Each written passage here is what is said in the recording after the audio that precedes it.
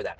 So my point is that just think about the hundreds and thousands of decisions, small and medium in particular, because those take up the majority of our energy, but not to mention big decisions, buying a house or upgrading our house, buying a house with more rooms, moving in a different place in the city, which probably means a change of schools and commuting route and pick up and drop off. Like there's a lot of things happening, even changing churches. That's another big decision.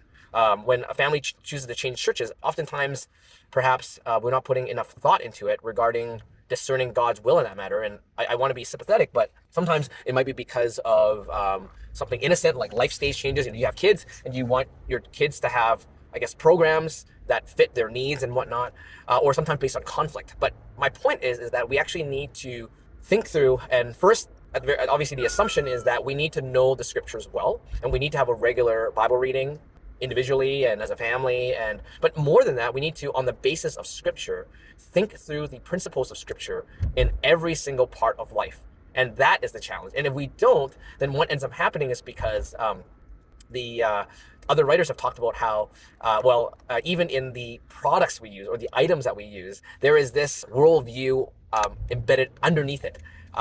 Parker Palmer had written about that, that even our technologies and our items, they're not just as morally neutral as you think. Now, obviously, items are dead. They're not alive things. But the point is, items are crafted for a specific purpose. And with that purpose, there's a specific trajectory and usage for it.